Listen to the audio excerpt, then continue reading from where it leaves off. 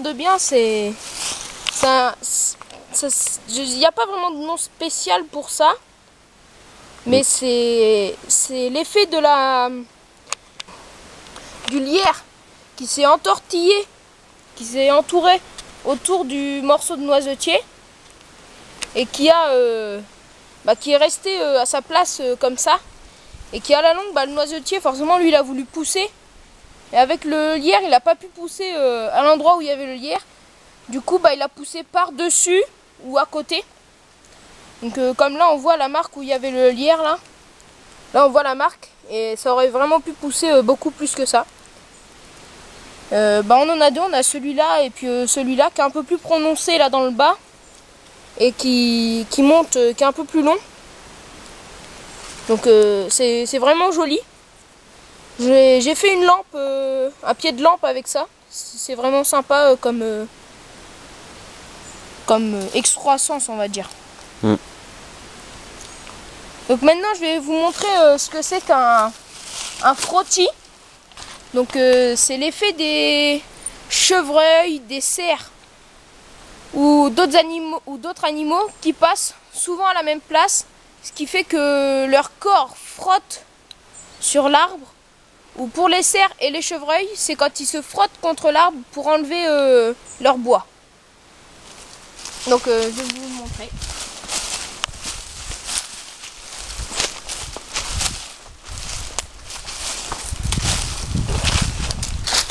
Donc, ça c'est ce qu'on appelle un frottis, parce qu'on voit que l'écorce a été enlevée et qu'il a poussé par dessus là, parce qu'on voit le petit bourrelet de l'écorce, un peu comme quand on se coupe profondément et qu'on se fait pas recoudre ou quelque chose comme ça, ça fait un petit bourrelet sur la peau. Donc ça c'est ce qu'on appelle un frottis. Voilà, c'est l'effet des... Là je pense plutôt à un animal qui a dû passer là à un moment et ce qui a frotté contre la branche de noisetier. Je sais pas ce que c'est comme animal, par contre si je le savais je vous le dirais. À cette hauteur là je pense plus à un renard ou un blaireau peut-être. Mais c'est un animal qui est pas très haut. Ou peut-être des sangliers qui sont passés par là, et il y en a 2 ou 3 qui sont passés d'affilée et ça a abîmé là le noisetier. Là c'est vrai qu'on est dans une petite forêt près de chez moi, le noisetier il est vraiment super présent. Et là ici on est dans un coin où il y a une petite rivière plus loin. Et il y a beaucoup de ragondins, beaucoup de tout ça. Il y a pas mal de cerfs, de biches, tout ça. Je sais pas. Je suis pas sûr qu'il y ait des sangliers. Faudrait que je me renseigne, que je vois ça. Ouais, là on a un petit exemple. Vas-y Danaïs, explique-nous. Donc là on a un exemple du lierre qui s'est entortillé autour de la branche de noisetier. Donc vous voyez là le lierre qui était ici et qui monte jusqu'en haut là, jusqu'au bout. Donc là on voit le lierre le noisetier avait vraiment très peu poussé. On voit là, si on tourne autour, on voit là que... tourne ton appareil Guillaume. Attends. Là on voit vraiment la petite différence entre le lierre et la trace. Et là plus haut, on voit le lierre qui est dedans. On voit mieux de mon côté je pense. Attends, on va tourner. Donc là on voit le lierre qui est dans le noisetier. Ah effectivement. Et le noisetier, on voit bien le noisetier qui pousse autour. Et là on voit le lierre qui a été... je viens de l'enlever en fait. Et là le noisetier avait commencé à pousser par dessus. Donc ça je vais le récupérer puis je vais en faire un tuteur.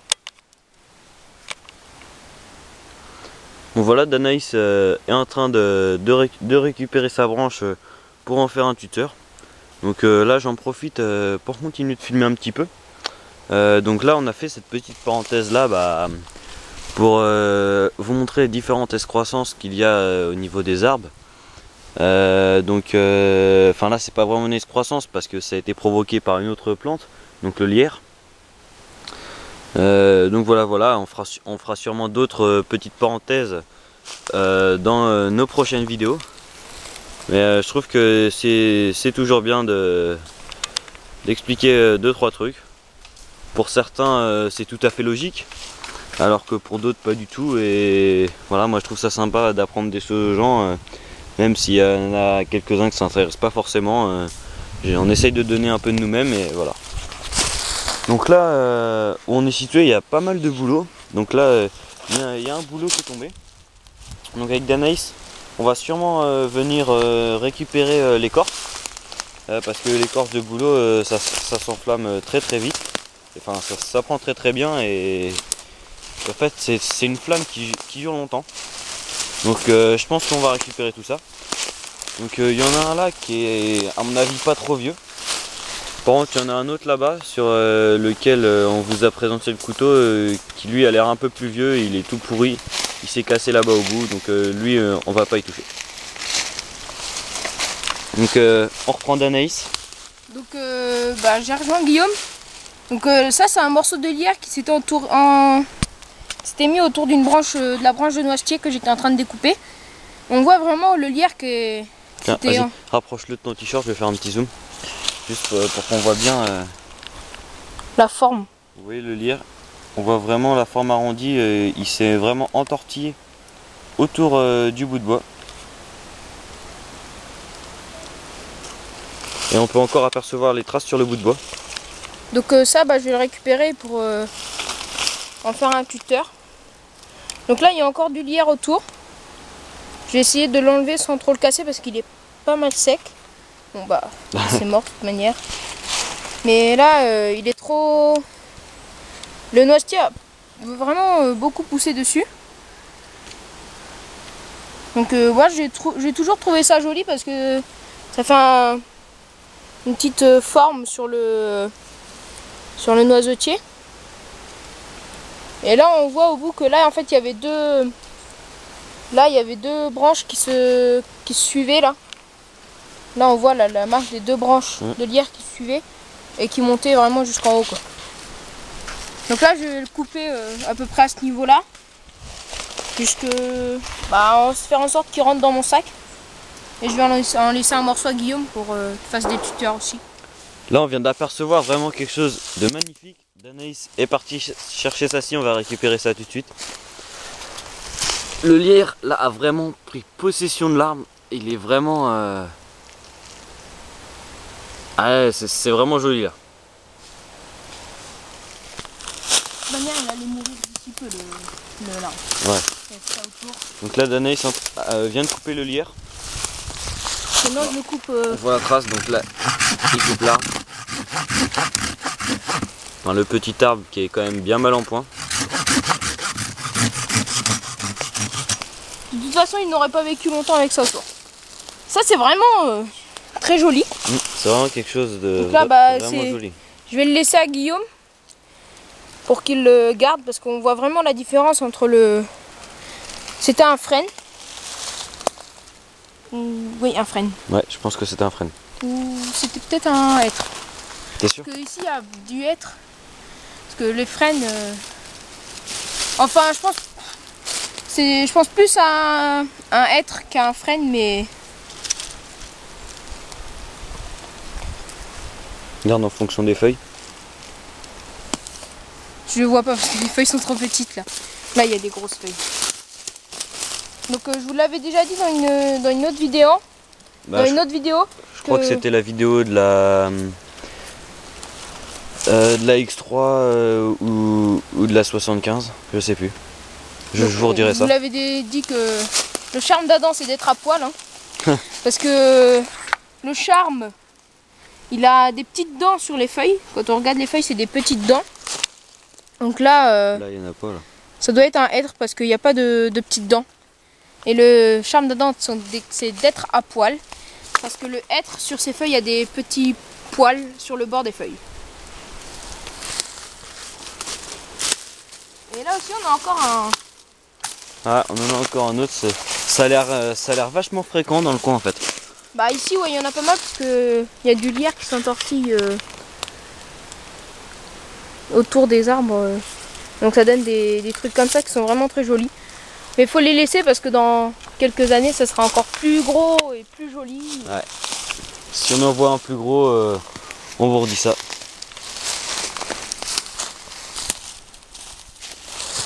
Bon voilà, on a un autre exemple de frottis. Donc voilà, Danaïs vient de me le dire, parce que lui il fait des études pour devenir bûcheron, s'occuper de la forêt, de la nature, tout ça. Donc on appelle ça, c'est les bûcherons qui appellent ça être frottis, parce que sur les arbres qu'ils vont couper, voilà, c'est quelque chose qui est pas beau, voilà, cette partie-là de l'arbre est un peu gâchée. Donc ça doit sûrement porter un autre nom. Je m'arrangerai pour vous le dire. Il y a un autre nom, mais... Je vous dirai peut-être pas ça dans cette vidéo-là, mais je m'arrangerai pour vous le faire savoir. Donc, il y a une chose que j'ai oublié de vous dire tout à l'heure par rapport aux lierres qui tournent autour des arbres. C'est qu'il y a plusieurs sortes de lierres.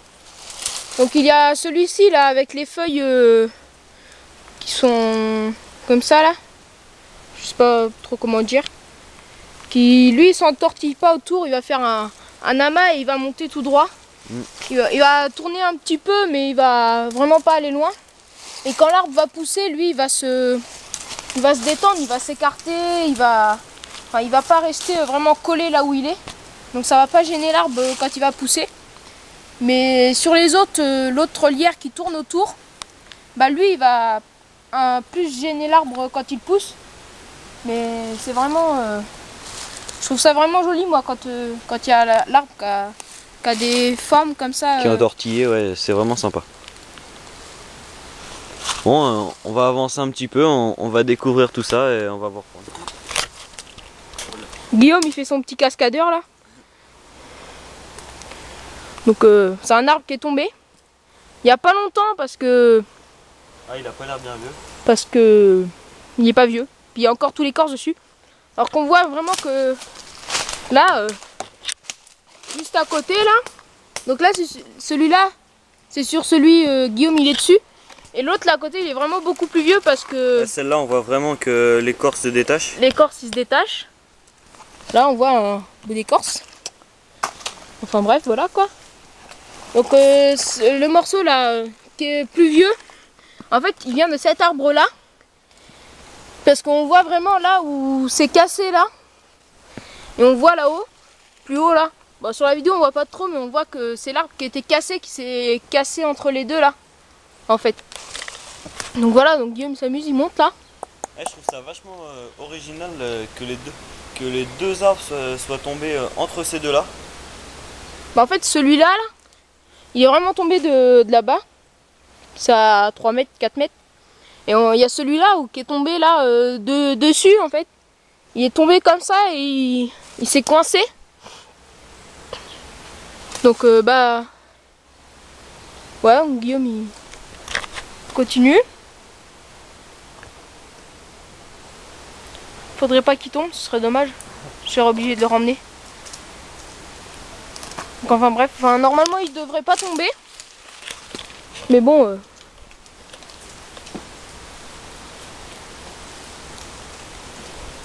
Après tout c'est son problème, s'il tombe, moi je le laisse là.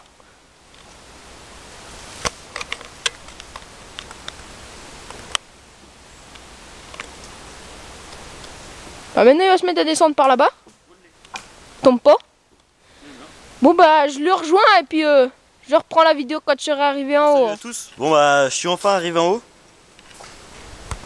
Bon il y a pas bien haut, hein. Il y a un peu plus de 2,50 m. Donc là, Danaïs qui est là-bas, il va me rejoindre.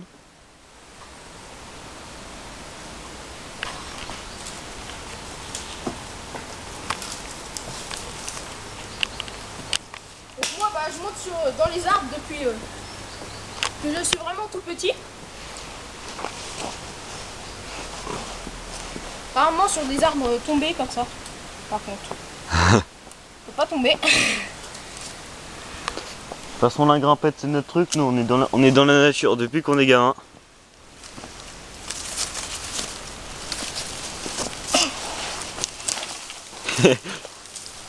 Voilà quoi. Pour se remettre debout ça va être un peu plus compliqué. Hein?